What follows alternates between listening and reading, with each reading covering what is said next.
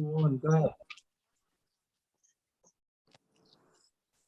Welcome, everyone. This is Carded Off with James, Greg, and Pete, and we are talking the NFL playoffs. Behind me is the skyline of downtown Kansas City, and we might as well start with that one in the AFC. That is where the first game are going to be. We are calling it Ben Roethlisberger's retirement party held at Arrowhead Stadium this weekend. Chiefs giving 13 points for the Steelers, looking to get to a third straight Super Bowl, a fourth straight AFC championship game. What are we going to see this weekend when the Steelers show up? I think we're going to see what Roethlisberger said we're going to see. I mean, he called it before we did, saying that they don't have a chance, being 14-point dogs. They're going to lose. The Chiefs are clearly a much better team. This is all out of Roethlisberger's mouth. And to be honest, everybody says that maybe that was like a decoy or something to make the Chiefs play more passive, maybe feel like they don't have to work as hard.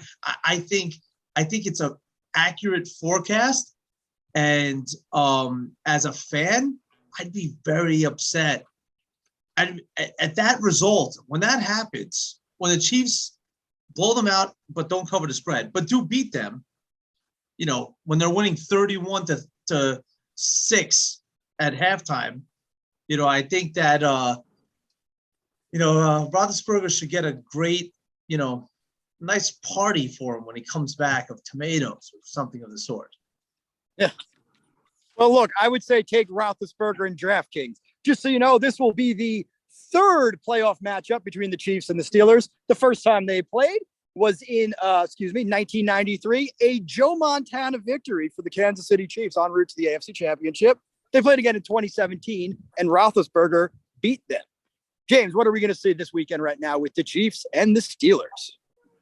We're gonna see a blowout in the first half, and then we're gonna see the Steelers climb back and make it interesting for betting people only.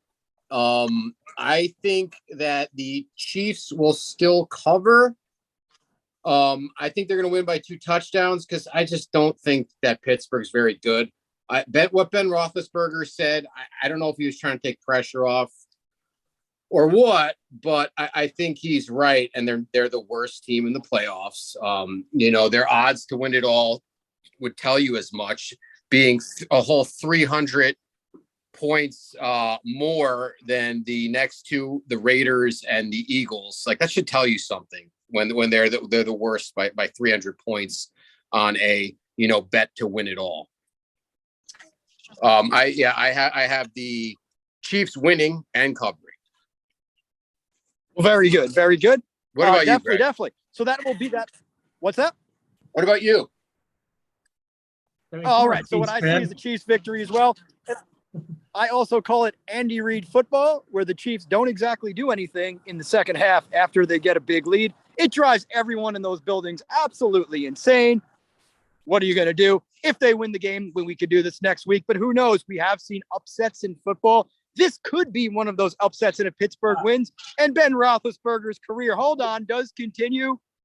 The show goes on. No, that's such a humble approach. It's because you're a Chiefs fan. You'd hate to say, oh yeah, they're definitely going to win, and then the Chiefs lose. You'd hate to see that outcome, but that's not going to happen this time.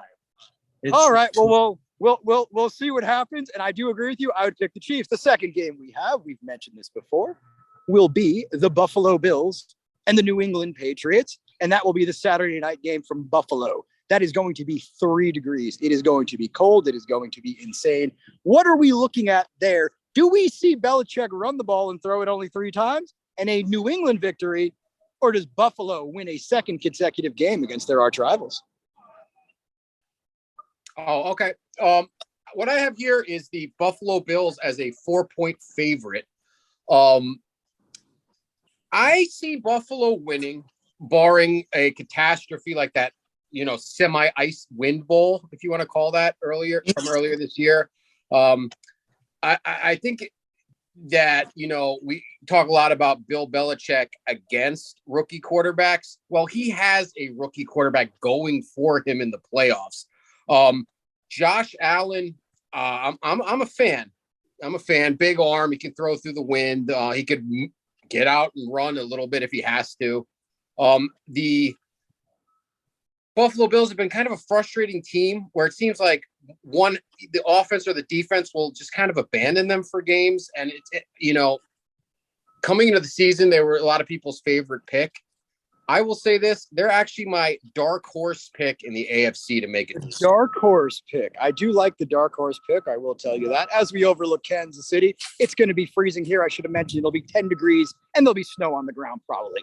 But Buffalo, that 3-degree weather, I am seeing a Bills victory. Don't know if they'll cover. Maybe they'll win with that field goal. Kicker is going to be kicking a ball hard as a rock. And I'm going to agree with James. I'm giving them my dark horse pick as well, thinking the Buffalo Bills will take it this weekend. Pete. So I got, I was actually looking into the weather, and I noticed that it is going to be cold 3 degrees on Saturday evening, but the wind is not really as much as a factor. Now, the last time they played each other, the wind was a factor. You couldn't throw the ball at all. I think there was 25, 30 mile per hour winds that game. Wind is probably the most tangible thing in a football game from a weather standpoint in terms of completely influencing how the game is played, even more so than rain, in my opinion, because rain requires a lot more focus and the ball's slippery and it's hard to catch at times, but there's nothing worse than a ball sailing in the air. It's just going in the wrong direction. Its accuracy is completely out the window. You can't throw a ball longer than 10 yards. And it's usually the defensive team usually wins in those games. Hence the reason why Belichick came out on top against Buffalo the first time around. And then you saw the real Buffalo team the second time they played. I think it's a complete reenactment from the last game. I don't think the weather affects Buffalo. They're used to the cold. Those guys have played in the cold. They've been in the playoffs before. Sure, it's 3 degrees, but I still believe that without wind, without snow, it's Josh Allen is still going to be able to zip the ball. And, Yes. So I guess it's all a matter if his receivers can catch it. You get Stephon Diggs. I hope he got used to the weather by now, coming from a dome 2 years ago. So See, what I see here is I don't see this happening twice. I don't see Buffalo getting the ball run down their throat again. I see Josh Allen to be a hell of a lot more effective in cold weather. Let's remember Mac Jones out of Alabama, Josh Allen, the University of Wyoming. Not exactly the best weather in Wyoming. So he's kind of built for that Buffalo team right there. Over under is only 44 on this game. So we're going to see a low scoring one. We will see what that is. Moving on, we have now in the last game that we're going to have. Pete. Oh, what do we got for? We got the Raiders and the Cincinnati Bengals. There it is. Right I just say let's cut the recording for a sec. Go to the second part for time purposes. So when I download, it won't take too long, guys. We'll be right back talking about the Raiders. All right. Okay. I just